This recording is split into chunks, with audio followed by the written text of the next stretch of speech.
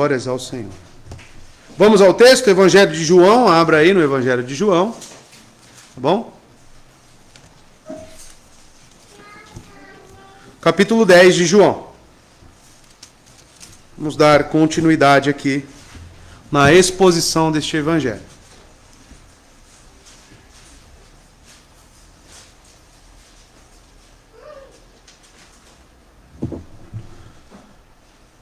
O pessoal tá bom, já ouviu sobre esse texto, mas a palavra de Deus permanece sendo, eficaz em todo tempo, a todo momento, e mais uma vez será aqui pregado.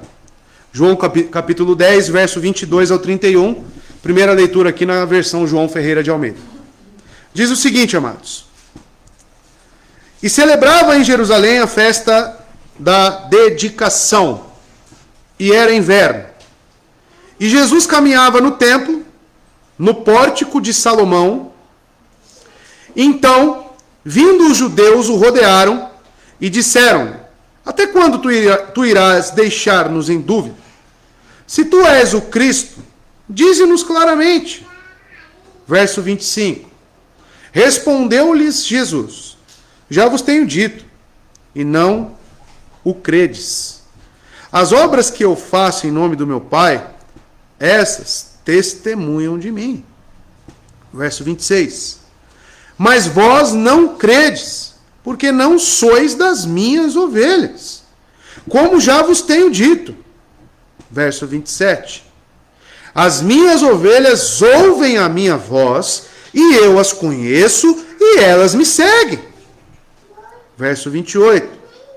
E dou-lhes a vida eterna, e nunca hão de perecer, e nenhum homem as arrancará da minha mão. Verso 29. Meu Pai, que as deu a mim, é maior do que todos, e nenhum homem pode arrancá-las da mão do meu Pai. Verso 30. Eu e o meu Pai somos um. E verso 31. Então, os judeus pegaram outra vez pedras para o apedrejarem. Até aqui. Vamos orar? Que o Espírito nos conduza nesse momento, e essa é a oração, para que o entendimento venha dele. Ore também para que haja conversões, irmãos, tanto nos vídeos, na propagação do Evangelho de Deus. Tá bom? Vamos orar. Eterno Deus, nosso Pai, eu quero te louvar, eu quero te engrandecer nesse momento, através das Escrituras, a qual já foi lida, será explicada, e necessitamos, para que haja arrependimento, fé, salvação, da aplicação do Espírito Santo. Sua palavra é eficaz, sua palavra é viva, sua palavra é cortante, Deus. Sua palavra é luz para os nossos pés. É sobre esta, Deus, que eu confio a ação poderosa do Senhor. Nos ajude a compreendê-la. Nos ajude, Deus, a sermos conformados a ela e, consequentemente, à imagem de Cristo. É o que queremos para as nossas vidas, é o que eu te peço para essa igreja, é o que eu te peço para todos nós. Nos ajude, Deus. Que o Senhor me dê a fidelidade ao texto, a clareza na exposição e, principalmente, Deus, que eu possa explicar claramente aqui e o seu nome seja glorificado através disso. Obrigado por tudo. É o que oramos e pedimos no nome santo de Jesus. Amém. Amados, estamos aqui na continuação, após a exposição aqui, o discurso de Jesus sobre a alegoria, do pastoreio, o bom pastor e as suas ovelhas. Jesus, ele abriu do verso 1 ao 6 essa alegoria, depois ele explicou do verso 7 ao verso 21 tudo aquilo que ele já havia dito. Agora, irmãos, estamos em mais uma festividade. O verso 22, ele marca uma nova festividade. E depois dos acontecimentos que, em geral, aconteceram na festa dos tabernáculos, irmãos, o evangelista ele passa imediatamente para esta dita festa festa da dedicação. E como de costume nesta festa, Jesus sempre faz fortíssimas reivindicações. E em contrapartida, suas reivindicações, elas sempre são acompanhadas pelo ódio dos ouvintes e rejeição. Mais uma vez, como já foi lido, ele falará daqueles que são ovelhas e daqueles que não são. Jesus agora é abordado por estes que requerem uma resposta dele. Ele responderá com base no seu último discurso, o do bom pastor. Veremos nesta passagem a ratificação, ou seja, a confirmação do seu tratamento com as suas ovelhas, o que ele lhes garante, o que ele promete, e também, amados, em contrapartida, vamos ver o porquê muitas pessoas não ouvem as palavras de Cristo. Não se dedicam, não querem ter compromisso com as suas próprias palavras. As características das ovelhas são diferentes, irmãos. As ovelhas, ela, como bem dito por ele, nesta alegoria, nessa parábola do bom pastor, essas ovelhas ouvem a sua voz. Essas ovelhas têm uma disposição em querer ouvi-lo e não só ouvi-lo, mas obedecê-lo. E ele ainda diz, como já foi pregado aqui, elas não ouvem estranhos. Amados, assim como será apresentadas as características das que não são ovelhas na figura desses perseguidores, desses fariseus, dessas pessoas que querem apedrejar o próprio Cristo, então ele vai estabelecer os dois parâmetros, das ovelhas e as não ovelhas. Para entender melhor, vamos entrar ao texto e exemplificar tudo aqui e trazer a explicação sobre o texto. Vamos ler agora na João Ferreira de Almeida, revista e corrigida, tá? A partir do verso 22, que diz o seguinte: E em Jerusalém havia a festa da dedicação, e era inverno, tá? Então aqui está relatando no verso 22 que em Jerusalém havia uma nova festa, uma outra festa. As que nós conhecemos é a festa da Páscoa, correto? Uma observação da lei. Dos tabernáculos também é uma outra festa pré-figurada.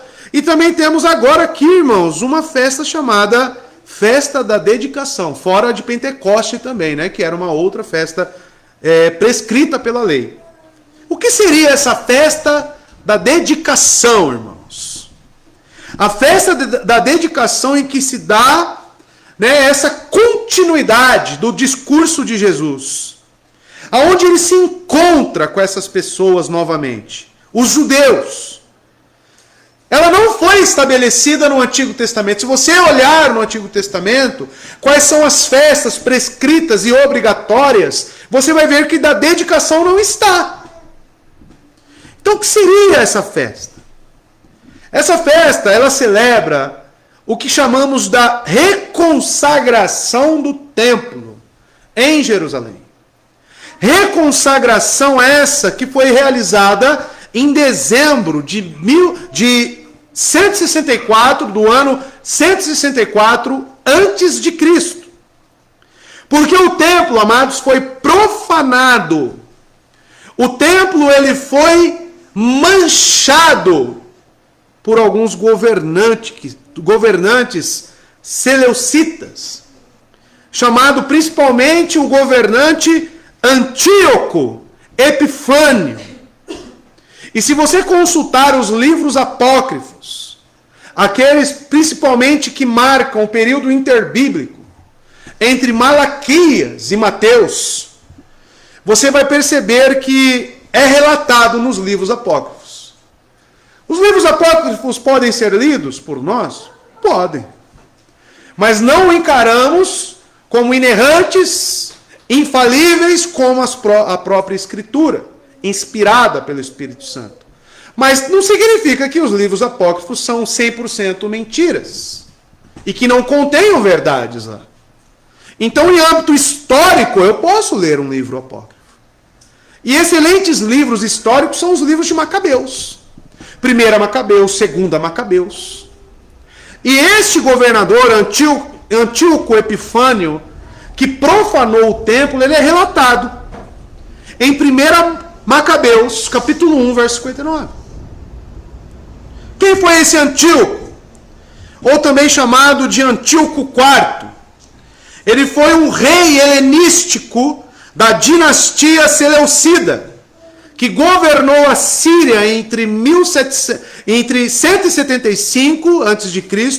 a 164, período interbíblico, os 400 anos.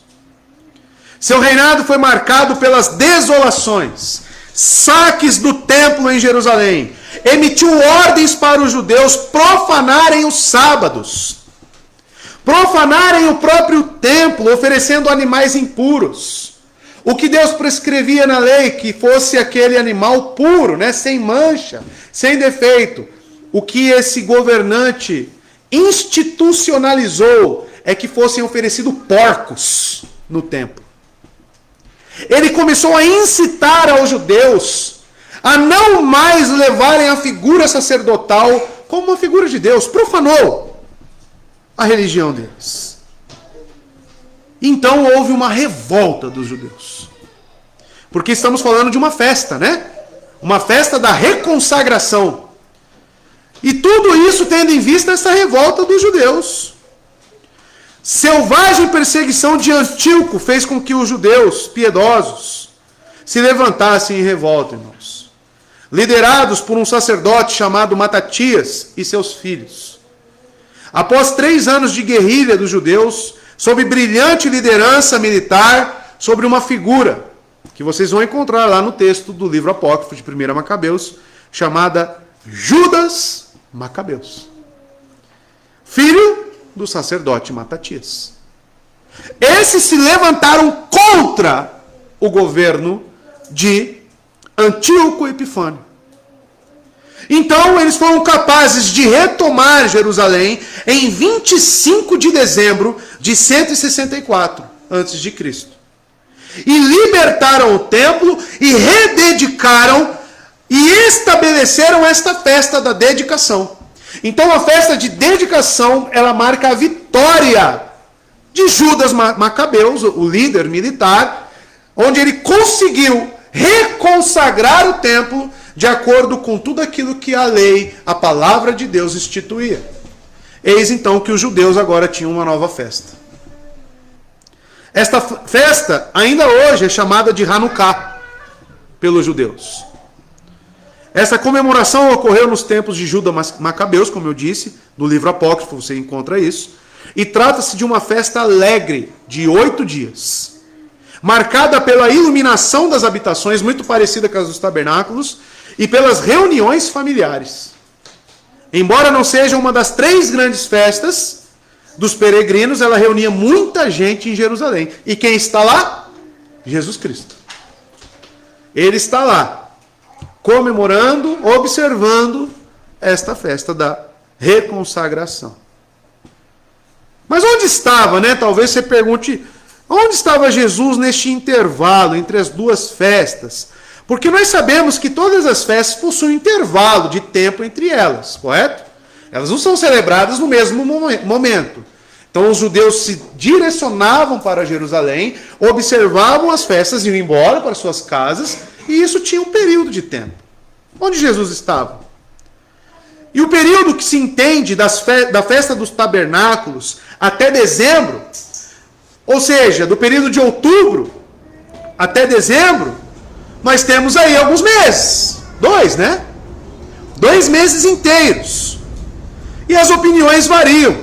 Alguns dizem que ele permaneceu no Jordão batizando, tendo em vista o verso 40 do mesmo capítulo, e outros dizem que ele retornou para a Galiléia. Mas enfim, irmãos, é uma pergunta que pode caber no texto, mas ele não fornece respostas.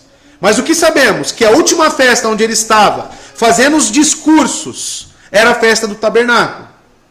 E se passou então 2 meses até onde nós estamos. Então você vê, né? Por isso que uma leitura cuidadosa do texto, ela é cabida aqui. Se você fizer uma leitura direta, você perde noção de tempo, você perde noção de cronologia. De um verso para o outro. do verso 21 por 22, tem 2 meses de diferença. Tá? E o que ele fez nisso? O autor do Evangelho João não relata. E o texto diz, no finalzinho do verso 22, que era inverno. Tá bom? A palavra inverno aqui, ela vem do grego sheimon. E o que significa sheimon no grego? Utilizado por João. Significa inverno, propriamente dito, ou também pode ser traduzido por tempo chuvoso, tempestuoso, tempestades. Tá bom? Então nós sabemos que neste período de dezembro, qual que era o clima em Jerusalém, em Israel? Era um tempo chuvoso, tá? Ou o inverno, né? Podemos dizer que o inverno também. Então, amados, alguns veem na referência de João para o inverno uma metáfora para a condição espiritual desses líderes religiosos. Frios, gélidos, espiritualmente. O leitor atento do Evangelho entende que o tempo e a temperatura das anotações em João são reflexos da condição espiritual das pessoas relatadas na história. Tá bom? Então, apenas um detalhe aí para alguns estudiosos da Bíblia, observando aqui a construção dos relatos de João. Verso 23 diz o seguinte: e Jesus andava passeando no templo, no alpendre de Salomão. Então Jesus andava passeando no templo. Cristo compareceu nesta festa, estava no templo, para que sua pregação produzisse frutos mais abundantes no meio de uma grande assembleia de homens. Jesus permanece pronto, irmãos, para anunciar o Evangelho. Isso aqui me traz a atenção, me chama a atenção no texto, porque quantas vezes nós já vimos Jesus aqui sendo perseguido, quase apedrejado, mas você ao mesmo tempo percebe que ele não teme. Ele continua se preocupando com o quê? Na pregação da mensagem do Evangelho. Ah, mas ele poderia pregar de outras maneiras em outros lugares. Amados, Jesus está vendo a oportunidade aqui de muitas pessoas reunidas, observando uma festa, e ali ele anunciando a mensagem da salvação. Isso já nos diz, irmãos, que nós devemos pregar ao maior número de pessoas que nós pudermos alcançar. Porque nós observamos isso em Jesus Cristo, irmãos. Nós observamos essa vontade, essa disposição em muitas pessoas que amam essa mensagem. Um novo cântico colocou na minha boca. E que cântico é esse, irmãos? Se não, a não ser a mensagem da salvação. Essa mensagem, irmãos, estava nos lábios de Cristo. Eis a obediência, irmãos, ativa de Cristo. Em querer anunciar, em tempo e fora de tempo, utilizando todas as oportunidades que ele tem para levar essa mensagem do reino de Deus. Nós possamos ter essa mesma disposição, amados. Porque muitas das vezes não enxergamos a mensagem como crucial para a vida do indivíduo. Nós enxergamos às vezes muitos obstáculos. Como fazer? Eu tenho vergonha, isso não... Amados, quando você realmente é salvo em Cristo, quando você realmente obtém a justiça de Deus através de Cristo na sua vida, isso coloca nos seus lábios a alegria da salvação. E você anuncia. E o texto situa aqui cada um de nós, aonde que Jesus estava andando, passeando. E fala que é no alpendre de Salomão. Ou talvez a sua versão aí fale pórtico, Pórtico de Salomão. E o que é isso? Pórtico, irmãos, são corredores. Corredores com telhados. É como se fosse uma varanda, tá? Coberturas. Você viu a mesma linguagem no capítulo 5, verso 2, onde Cristo curou aquele paralítico, Há 38 anos lá, à beira do tanque. Ali existiam alpendres também. E Jesus estava ali. E justifica, ele está no alpendre. Por quê? Era inverno, ou seja, era um período onde as estações estavam um pouco agitadas, ou provavelmente muitas chuvas. Então ele estava no alpendre. Verso 24. Rodearam-no, pois, os judeus e disseram: até quando terás a nossa alma suspensa? Se tu és o Cristo, dize-no abertamente. Diga-nos, fale abertamente. Então percebam, Jesus na festa, andando pelo pórtico, os homens veem Jesus Cristo e rodeiam ele. E disseram,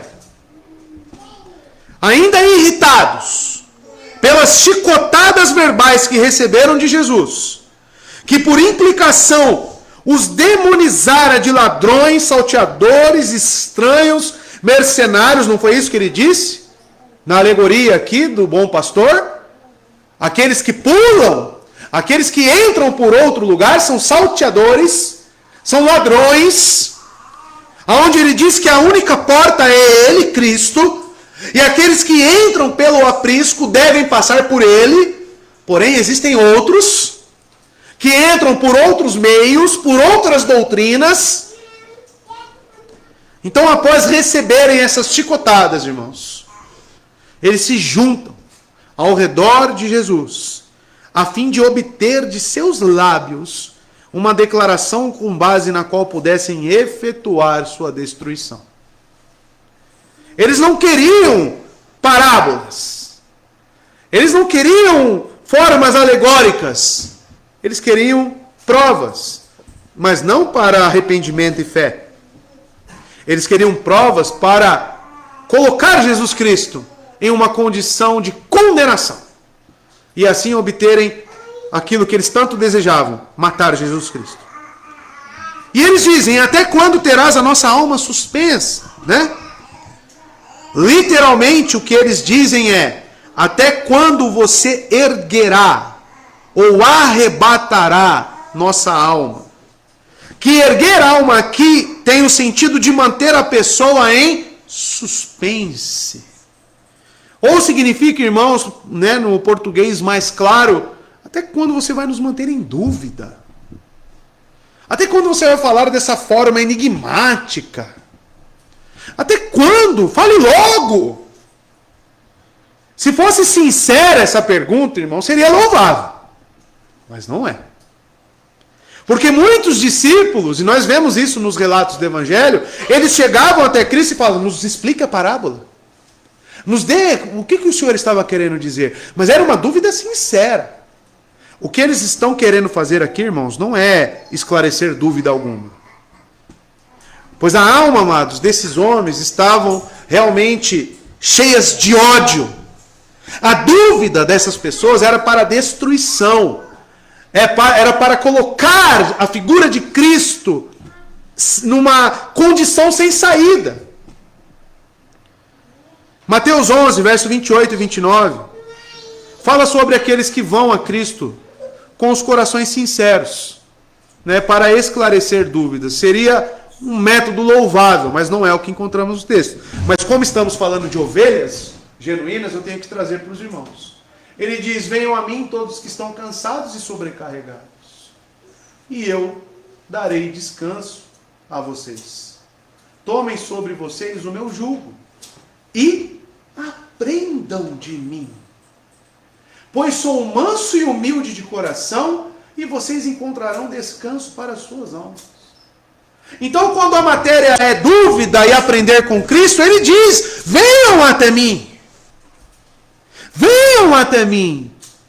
Mas de que forma? De uma forma disposta a receber o ensino verdadeiro. E muitas das vezes receber o ensino verdadeiro não é ter as suas vontades atendidas, irmãos. Porque Jesus Cristo, ele não falava para agradar fulano ou ciclano. Mas sim, ele falava conforme a fidelidade das Escrituras e para esclarecimento das mesmas. E como ler as Escrituras, né, irmãos? Eu não sei você, mas sempre que eu leio a palavra de Deus, eu sou altamente confrontado. Altamente humilhado. Então, por que nas pregações nós temos que achar que eu tenho que vir à igreja e ser contemplado. Eu tenho que ser atendido. Eu tenho que sair daqui motivado. Quem disse? Nós estamos aqui, quantos discursos nós já vimos de Jesus Cristo? Em João 6, por exemplo, ele olha para os discípulos e fala: e vocês não querem ir embora também? Se levantem. Porque ele confronta a superficialidade dos seus seguidores, que estavam indo atrás dele para serem satisfeitos. Amados, nós temos que ter uma noção de quando recorrermos a Cristo para aprendizado, de que seja qual for a verdade, vinda dele é aquilo que é o melhor para a minha vida. E eu pergunto aos irmãos, eles queriam formas mais claras, né? Argumentos mais claros de Jesus. Eles já não haviam ouvido de forma clara? Eles já não tinham a confirmação necessária? Mas estão errados aqui, amados, em acusar a Cristo. Como se ele até então não tivesse confirmado que tipo de fé que eles têm. Pois a culpa era inteiramente deles, se não tinham ainda um perfeito conhecimento de Cristo. Mas esse é sempre o caso dos incrédulos. Por quê? Que decidem antes permanecer em dúvida do que consolidar-se com a certeza da palavra de Deus. A incredulidade, amados, ela nunca vai estar saciada. A incredulidade, ela sempre vai te colocar mais e mais dúvidas. A incredulidade, ela não te dá contentamento na resposta bíblica. Por que não te dá contentamento na resposta bíblica? Porque a sua vontade, ela é superior ao que encontramos na palavra. E isso tem a origem no seu coração. Sabe aquele texto que você está lendo, você vê, isso é pesado, isso é duro. Aí você fala, mas não é para mim não. Ou quando você está na igreja e está sendo pregada a palavra e você pensa, nossa, ainda bem que fulano está ouvindo, né? Isso aí é para ele. Para ele? Isso é para você, meu querido. Isso é para mim. A palavra ela tem um efeito individual em cada um. Não fique terceirizando, porque terceirizar a mensagem, amado, tem origem na incredulidade. Por que não é para você? Faça essa pergunta. Por que não é para mim? E eles falam, se tu és o Cristo, dize-nos claramente. Essa solicitação dos judeus parece insincera.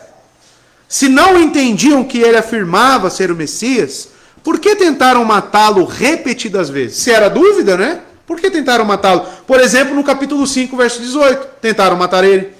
No capítulo 7, verso 25, tentaram matar ele. Os mesmos homens em Jerusalém. E no capítulo 8, verso 59. Se a questão era dúvida, por que tentaram matá-lo? Alguém poderia perguntar, por que Jesus não lhes dizia claramente, isto é, com todas as letras, eu sou o Cristo? Ele se revela claramente à mulher samaritana, por exemplo, ele disse isso. E por que não usava a mesma linguagem clara quando fala aos judeus? Eis o motivo, irmãos. Embora várias respostas tenham sido dadas a essa pergunta, a melhor, segundo nos parece, é a tradicional. Isto é, que a mente dos judeus, particularmente esses líderes religiosos, o que eles achavam, qual era a concepção deles? Era que Cristo significava ser um rei político.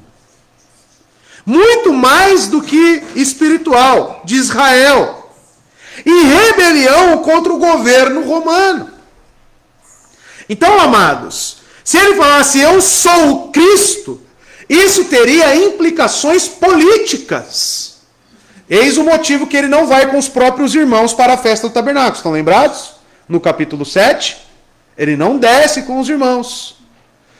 Quando ele está lá no capítulo 6 também, a multiplicação dos pães e peixes, que tentam levar ele para Jerusalém à força. Sabe por quê? A concepção dessas pessoas é que ele era o Cristo, mas um Messias político. E ele sabia que se declarasse para esses homens que era o Cristo, as implicações contra Roma, não poderia ter dois governantes. Mas a intenção de Cristo nunca foi ser um governante político, e sim ter o seu reinado espiritual estabelecido. Verso 25. Eis que vem a resposta de Jesus.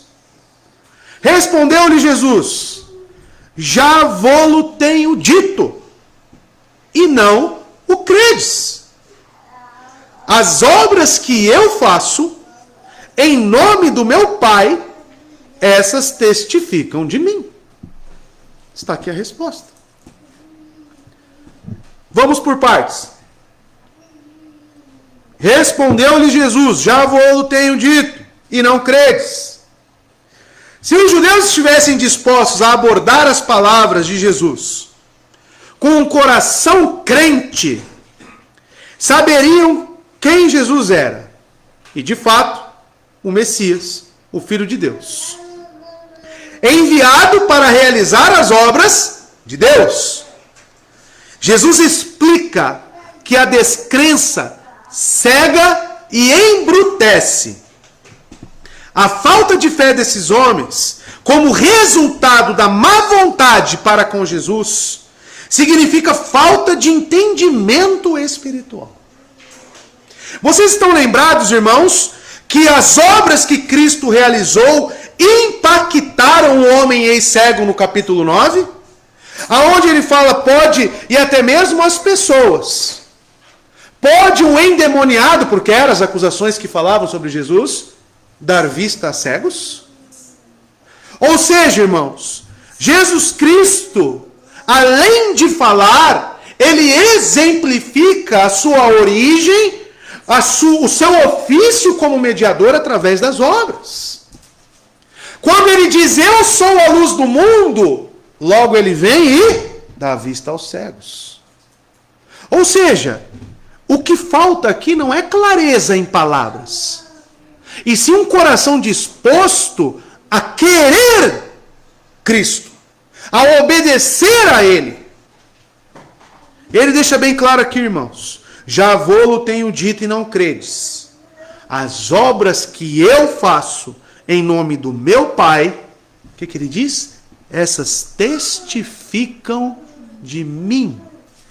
Testificar vem do grego martúrio, ou seja, mostrar, defender. Ou seja, a palavra mártire, ela vem da mesma palavra testificar do grego. O que é um mártire? É aqueles que morrem em defesa, fazendo apologia, ou seja, amados, defendendo a sua fé, o cristianismo. Ele fala de suas obras com o fim de convencê-los de serem duplamente obstinados. Porque além da doutrina, eles tinham um notável testemunho em seus milagres. Aqui vem a era apostólica também, irmãos, que vemos que os discípulos, os apóstolos, eles pregavam e também efetuavam milagres. Por quê? Para que isso validasse a mensagem do Evangelho na construção da igreja primitiva. Para que os alicerces fossem irremovíveis. Coisa que não precisamos mais. Por causa das Escrituras, que já foram formuladas e escritas por esses apóstolos.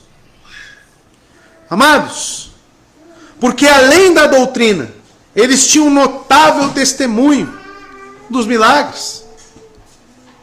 Que realizou as obras no nome do Pai, porque seu objetivo era testificar do poder de Deus nelas, por meio das quais fosse publicamente declarado que ele viera de Deus.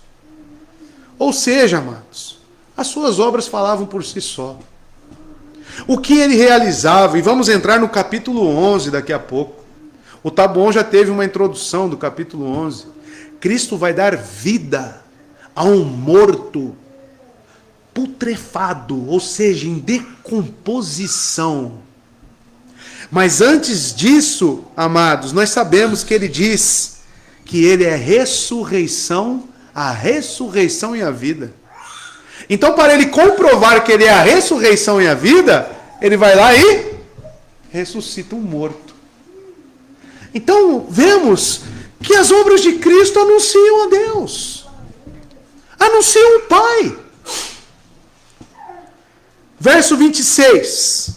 Aqui as coisas começam a ficar ainda mais apertadas, né? Mais duras para os ouvintes. Ele diz no verso 26 o porquê eles não entendem e porque as palavras ainda não estão claras. Ele fala: mas vós não credes, porque não sois das minhas ovelhas, como já vô-lo tenho dito. Mas vós não credes. Ele reitera 2 vezes as palavras: vós não credes, a fim de provar que eram surdos em relação à doutrina e cegos em relação às obras. Tem ouvidos, mas não ouve. Tem olhos, mas não vê. A incredulidade, ela embrutece os seus sentidos.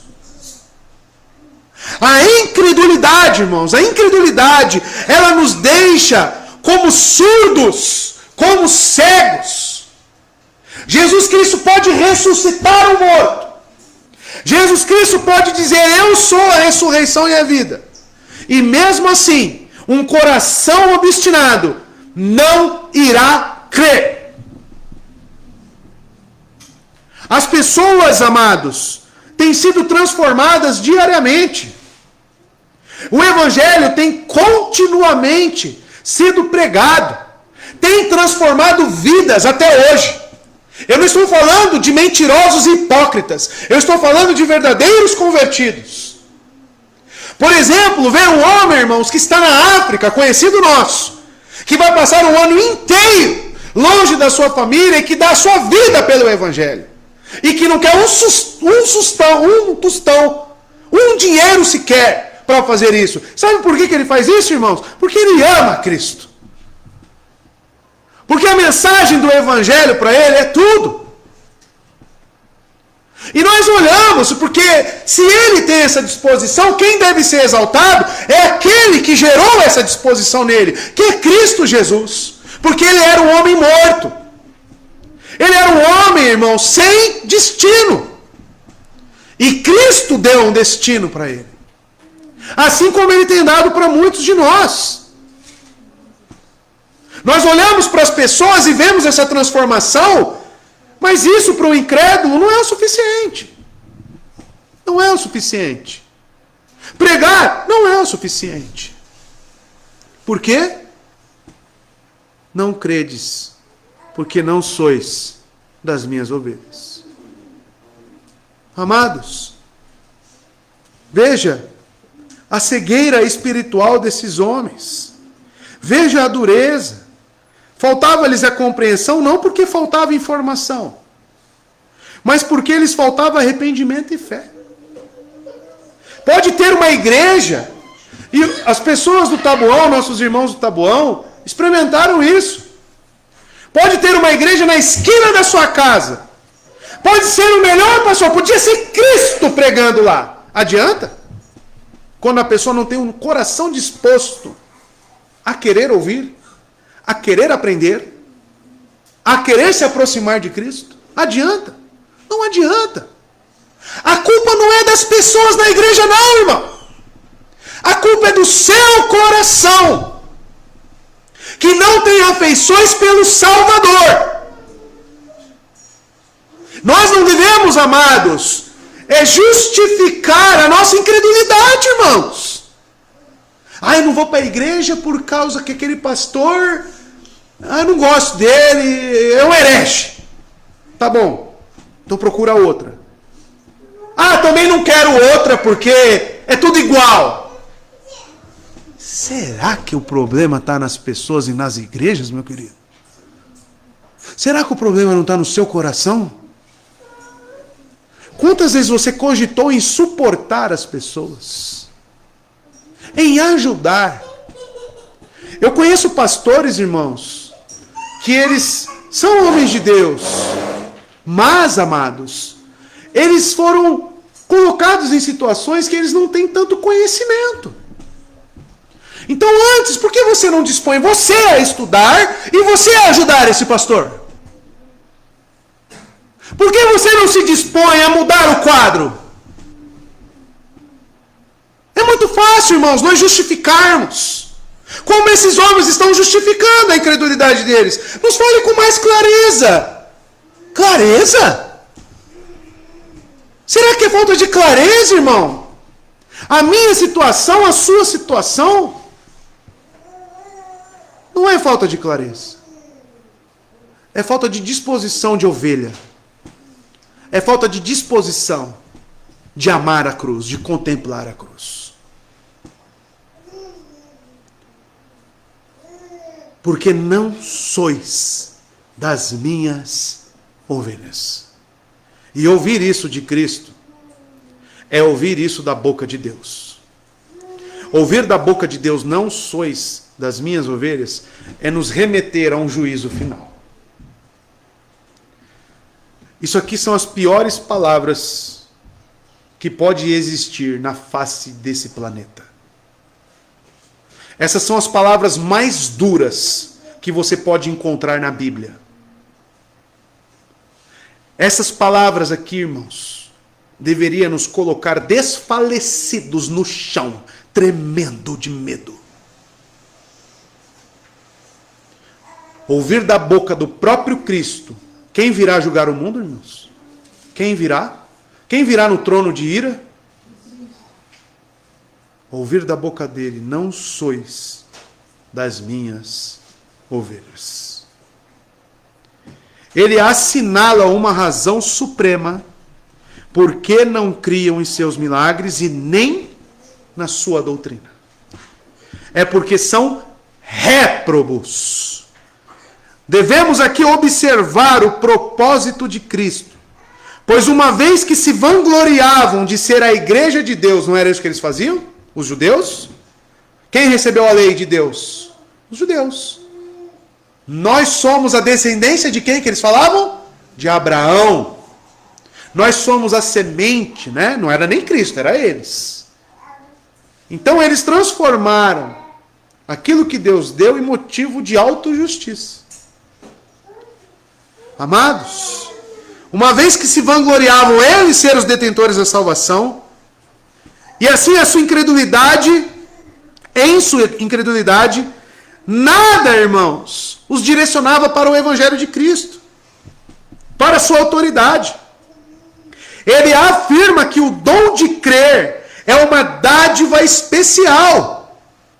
Veja, amados, tudo se trata dele nos conhecer e dele nos fornecer o entendimento de quem ele é, como nós oramos nas sextas-feiras aqui. Eu peço que Deus se revele mais a mim. Quando eu digo isso, irmão, nosso irmão Fábio também às vezes ora dessa forma. Quando nós dizemos isso quer dizer o quê? Porque a minha vida está aquém do que eu deveria ser. Isso significa o quê? Que existe incredulidade ainda no meu coração, e isso deve ser reconhecido.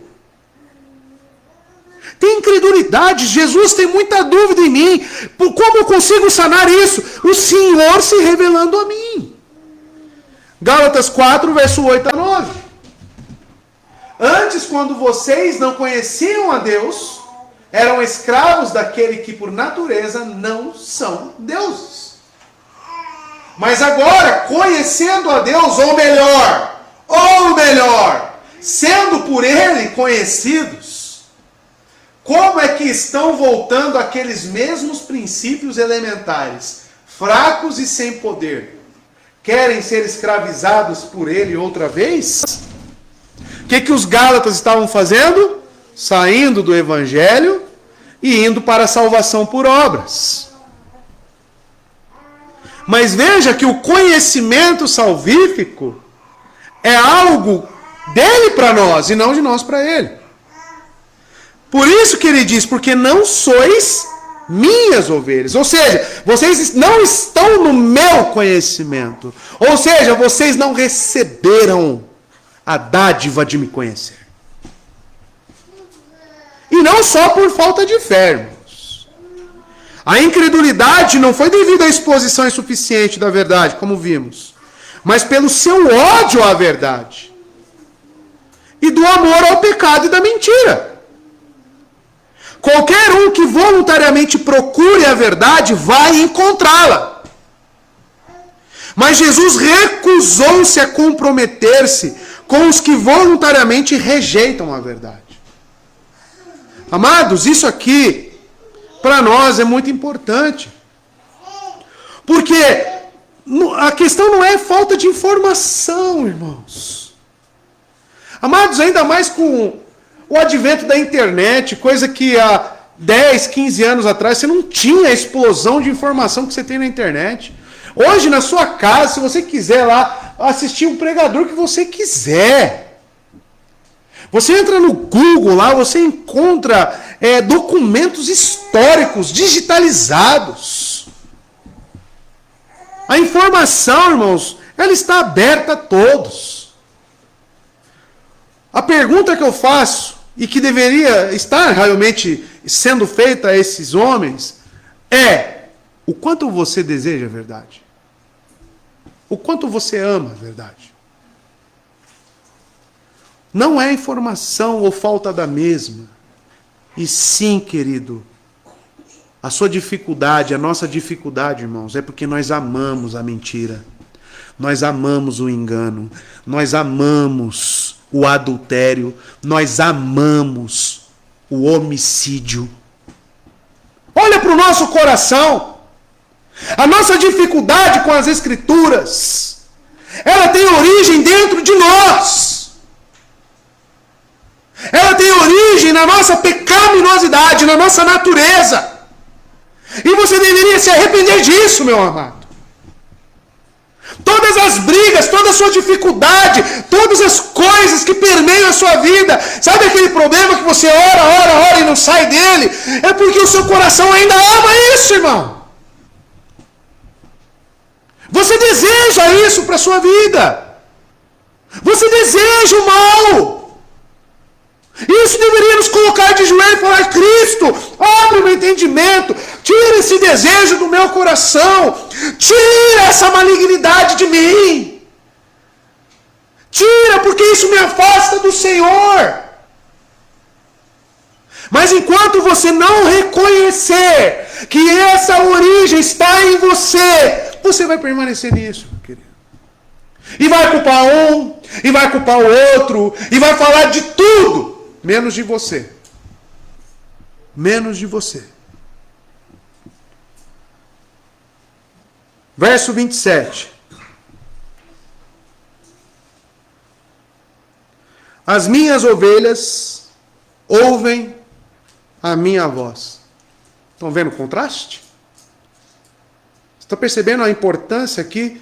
A preocupação de Jesus. Olha o que ele diz: as minhas ovelhas. O que ele acabou de dizer?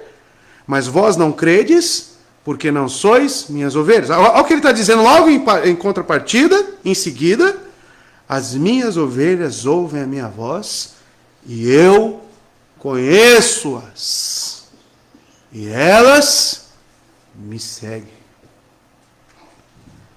Ele prova pelo uso do argumento extraído dos contrários. E ele gosta muito de fazer isso, viu? Você percebe que os evangelhos sempre existe um ensino de Cristo a partir de um contrário. Quando ele for falar de uma fé salvífica, ele vai tirar como exemplo o quê? Aquilo que não é uma fé salvífica. Da onde que ele tirou o discurso do bom pastor? Vocês estão lembrados? Estão lembrados? Da expulsão de quem? Do ex-cego.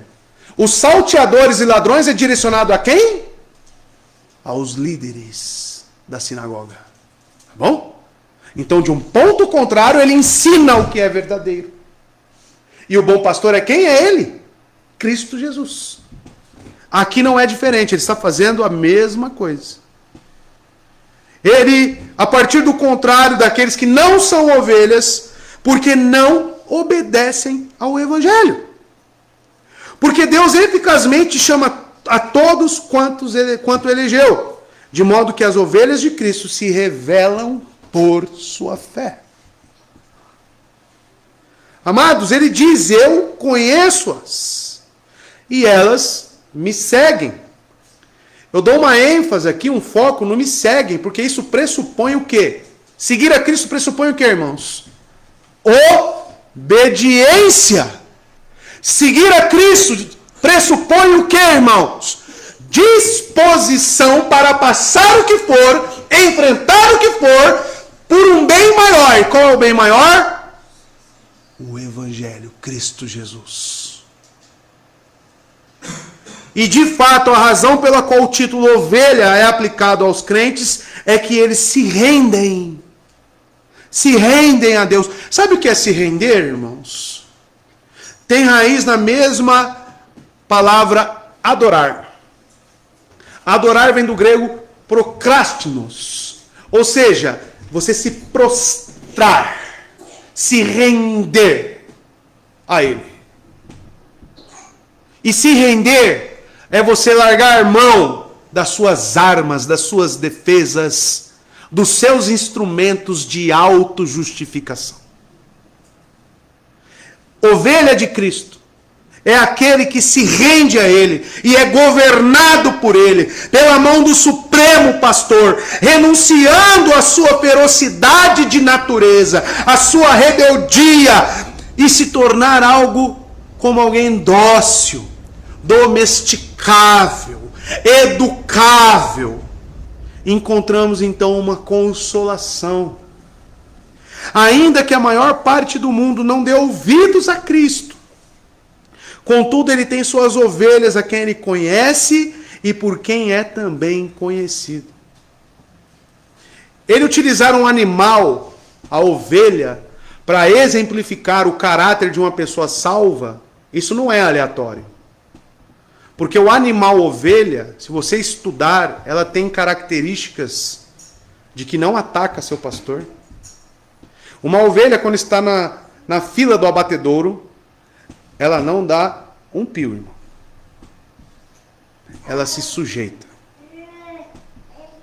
A ovelha, ela é obediente. Quando o pastor grita lá, ela já vem.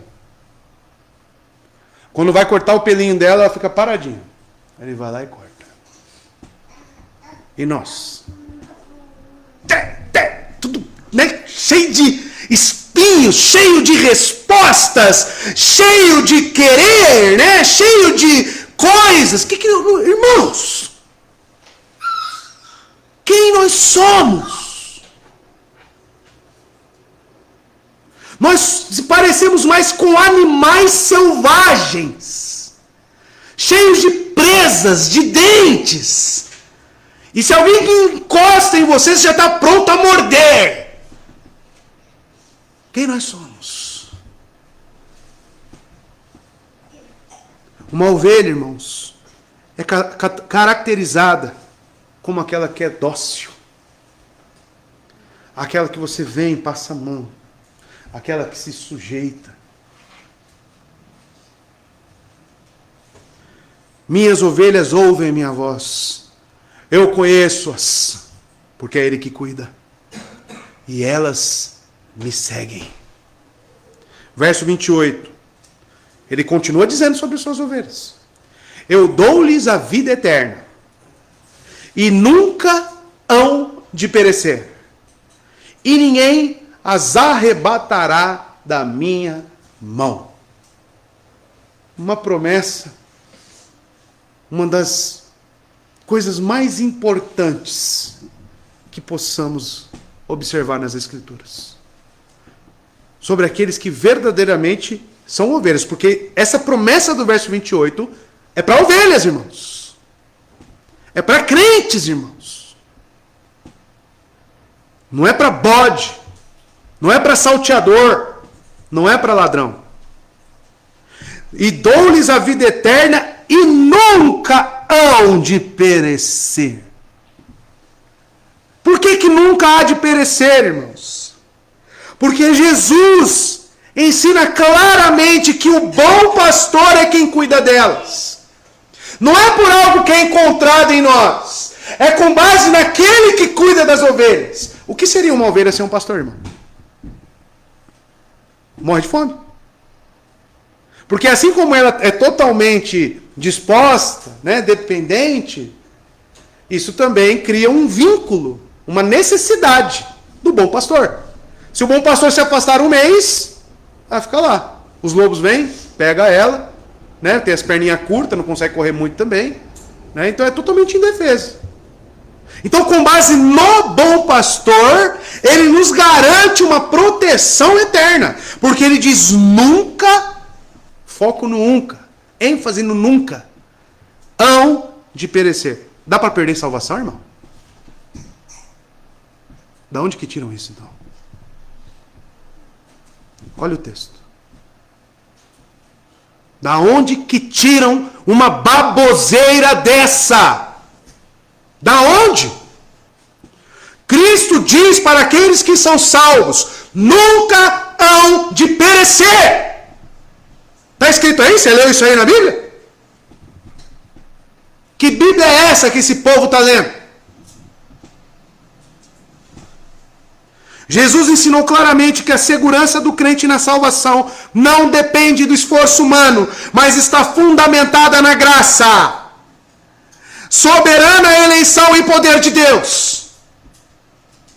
Porque ele diz, eu dou-lhes a vida eterna. Ele dá. E quando ele dá, nunca há de tirar. Nunca há de perecer. E ele diz, e ninguém. Foco, ênfase para o ninguém. Para o ninguém e nunca. Você vê que isso é absoluto? Na frase dele. Nunca. Ninguém. São imperativos absolutos. As arrebatará da minha mão. Os crentes são suas ovelhas e é dever do bom pastor proteger seu rebanho. Esta é a vontade daquele que me enviou, como ele diz em João 6,39. Insistir que um verdadeiro cristão pode, de alguma forma, ser arrebatado das mãos do bom pastor é negar a verdade das Escrituras. Ou seja, quando eu nego, quando eu crio uma doutrina que não tem respaldo bíblico, que é o contrário do que está na Bíblia, eu chamo isso do quê, irmãos? Heresia. Você conhece igrejas que falam, cuidado, hein, vai perder a salvação, hein? Depende de você, hein? Depende de mim? Mas Cristo fala que é Ele que me dá a vida. E é Ele que mantém. Amados, é também difamar. Esses ensinos heréticos também é difamar o caráter do Senhor Jesus. É invalidar a obra que Ele fez por nós na cruz. É deixar um Cristo fraco, totalmente dependente do homem. E não é assim. Porque se dependesse de nós, quem nós somos? Como nós lidamos com a salvação? Qual é o valor que nós damos para Cristo? Todos os dias. Junte as sentenças agora, irmãos. Minhas ovelhas, vamos ver o que ele falou das minhas ovelhas? Primeiro, ele diz que as ovelhas ouvem minha voz. Me seguem. Certamente nunca perecerão. E agora perceba, eu, Cristo, ele fala. Então, minhas ovelhas ouvem minha voz, me seguem e certamente nunca perecerão. Correto? Está no texto isso aí. Agora ele fala, eu, Cristo, as conheço, lhes dou a vida eterna, cuido para que ninguém as tome de minhas mãos. Onde que está a dependência do homem? Onde que está? A ovelha ouve, a ovelha segue, e certamente nunca perecerão. Por quê? Porque é cuidada por alguém. Então você vê que a nossa condição está totalmente atrelada, condicionada a alguém. Aí Cristo fala, eu as conheço. E por que será que eles a conhecem? Por que ele conhece? Porque é Ele mesmo que salva. Lhes dou a vida eterna. Então eu não obtenho vida eterna. Eu recebo vida eterna. Tá? Que fique claro isso. E Ele diz que cuida para que ninguém as tome de minhas mãos. Então em matéria de preservação, de salvação, depende de quem? Do homem ou dele? Dele. Muito claramente as pessoas não podem tornar-se ovelhas. Ovelhas não ouvem estranhos nem os seguem. E mais, é porque o bom pastor dá a vida eterna às ovelhas que elas nunca perecem e ninguém as tira de suas mãos. As ovelhas não são passivas de forma alguma. Elas ouvem, elas seguem, mas a ação é resultante da dádiva da fé. Quando eu digo que não é passivo, irmãos, eu digo que essa fé que elas recebem fazem com que elas obedeçam. Verso 29. Meu pai que mas deu, ou que as me deu, é maior do que todos, e ninguém pode arrebatá-las da mão do meu pai. Então aqui ele dá mais um exemplo e justifica o porquê que não perdemos esta salvação. Porque meu pai que as me deu. Vendo todas as ovelhas como um só rebanho, Jesus se refere a elas como aquilo que o Pai me deu. O que nós estudamos aqui na EBD? Quem é o agente da justificação? Deus. Quem então que nos torna ovelha, irmãos? Deus. Alguém se torna ovelha? Não, Deus é que nos torna ovelhas, tá? Uma pessoa conserva um presente, especialmente se ele foi dado por alguém tão querido como é o pai para o filho. Isso explica o verso 28. E ele diz, Jesus, que este, ou seja, o pai, é maior do que todos. Um pai certamente prezará, protegerá aquilo que ele, em seu amor incompreensível, deu a seu filho.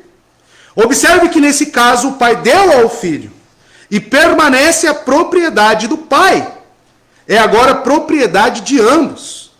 Esse presente, então, sendo mais excelente do que todas as outras criaturas, não podem nunca perecer. Então existe um senso de propriedade das ovelhas, deste grande aprisco, principalmente no pai. E se é do pai, é do filho. Se o pai ama, o filho também ama. Se o pai protege, o filho também protege. E ninguém, diz o texto, pode arrebatá-las da mão do meu pai. Então, amados, este ninguém é quem? Este ninguém, ele quer se referir ao lobo. Ele quer se referir ao que ele disse no verso 12, na alegoria do bom pastor. Veja lá. Mas o que é mercenário e não pastor, de quem não são as ovelhas, vê o lobo vindo e deixa as ovelhas e foge, e o lobo as apanha e dispersa as ovelhas. O que fizeram com esse cego? Dispersaram ele? Jesus estava lá com ele. Jesus estava lá para abraçá-lo. Amados, ninguém pode arrebatá-las da minha mão. Tem poder sobre as ovelhas? Não. Nem Satanás, nem o falso profeta, nem o perseguidor poderoso da igreja, nem ninguém mais, em tempo algum, poderá arrebatar qualquer ovelha da mão do meu pai. Você fica com medo do quê, irmão? 1 Pedro capítulo 1, verso 4 e 6, uma herança temos nele, imaculável, veja, para uma herança que jamais poderá perecer. Que herança é essa, irmãos? A não ser a herança que está guardada em Cristo Jesus. Veja o que Pedro diz, jamais poderá perecer, macular-se, ou seja, manchar, perder o seu brilho, perder o seu valor, ou perder o seu valor, herança guardada nos céus, para vocês, quem? Ovelhas, tá? Pode passar? Que mediante a fé são protegidos pelo poder de Deus, olha lá, são protegidos pelo poder de Deus, até chegar à salvação prestes a ser revelada no último tempo. Ou seja, isso é algo que está lá, fixo. Com base em nós? Com base no que Cristo garantiu, no poder divino. E isso homem nenhum, nem mesmo Satanás, nem mesmo outro poder, pode mudar. E ele diz no verso 30, eu e o Pai somos um. Essa declaração ecoa a confissão básica, irmãos, que os próprios judeus tinham, sabiam disso? O termo é neutro, não masculino, e sugere tradução uma coisa. Para Jesus ser com o Pai, mas distinto dele, como cremos na Trindade, equivale a uma reivindicação de divindade. Sem dúvida que a ênfase recai sobre a unidade de suas obras com o Pai, porque as obras aqui mencionadas é o aprisco e as ovelhas. Quando ele diz eu e o Pai somos um, ele quer dar ênfase, claro, na sua divindade, e também, amados, falar que aquilo que ele se preocupa, aquilo que ele adquire, o cuidado com as suas ovelhas, é tanto preocupação dele como preocupação do Pai. E sua intenção é rebater os escárnios dos ímpios, pois poderiam alegar que o poder de Deus não lhe pertencia absolutamente, de modo que ele não poderia prometer a seus discípulos que tal poder com certeza os protegeria. Ele, pois, testifica que suas atividades estão intimamente unidas ao Pai, e essa assistência jamais faltará a si e às suas ovelhas. E essa declaração, amados, é o que ataca o cerne do judaísmo. Porque como um povo monoteísta, eles não enxergavam a Trindade com três pessoas distintas. Então, quando Jesus fala, eu e o Pai somos um, aqui as coisas começam a ficar difíceis ainda mais. Uma declaração que desperta fúria, e desse modo a declaração de unidade com o Pai desafiava as noções limitadas do judeu sobre o monoteísmo. Ainda que houvesse no Antigo Testamento indicações claras, até mesmo no relato de Gênesis, onde ele fala, façamos o homem à nossa imagem e semelhança. Façamos no plural, ou seja, é um só Deus? Sim, mas em três pessoas. Deus Pai, Deus Filho, Deus Espírito. Então, amados, no verso 31, veja o resultado. Os judeus pegaram, então, outra vez em pedras. É falta de clareza? É falta de clareza de ensino? Os judeus pegaram, então, outra vez em pedras para apedrejar. Os judeus, compreenderam muito bem a fala de Jesus. Eu e o Pai somos um. Que afirmava igualdade absoluta com o Pai. Ora, se Jesus não fosse Deus, esses judeus não estariam absolutamente certos em considerar essa afirmação como uma blasfêmia e não justificaria eles apanharem pedras. A fúria da hipocrisia, a fúria da incredulidade. Enfurecido com o que de forma precisa, inequívoca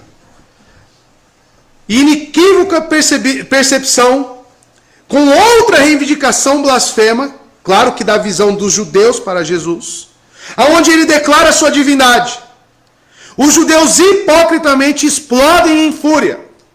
Pegam pedras novamente para apedrejá-lo. A quarta vez no Evangelho de João. Capítulo 5, 16, capítulo 7, verso 1, capítulo 8, 59.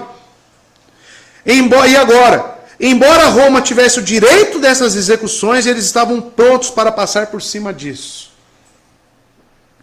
A hipocrisia de chegar a Cristo e falar, seja mais claro, a hipocrisia de estarem prontos a rejeitar o Evangelho.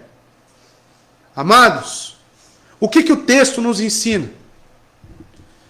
Que essa disposição desses homens não é, está provado, não é a disposição de uma ovelha. Mas eu quero te confrontar com essas palavras e me confrontar. Qual é a sua disposição perante a palavra de Deus? Você aceita de bom grado? Você está disposto a obedecê-la? Você está disposto a se render à soberania de Cristo? Porque essa é a disposição daqueles que ouvem a voz do seu pastor. É um texto que nos coloca na obtenção de algumas respostas. E você deve se perguntar isso. Você deve olhar para o texto e perguntar se realmente você é uma ovelha. Se você acha que não, irmãos, você ainda tem tempo para clamar a Cristo e pedir que Ele mude a situação de sua vida. Porque Ele, somente Deus, o agente da justificação, pode te conceder salvação em Cristo. Eu quero fazer uma oração agora, nesse momento, e que você se renda ao Senhor. Que você busque nele. Fale com Ele, dizendo: eu tenho sido um incrédulo. Eu tenho sido um homem que não é como uma ovelha, ou uma mulher que não é como uma ovelha. Eu estou sempre pronto com os meus argumentos, com as minhas ideias. E eu preciso de sujeição ao Senhor. Mude isso em mim. Converse com Cristo agora, irmão. Peça que Ele se revele a cada um de nós, se revele a você. Oremos.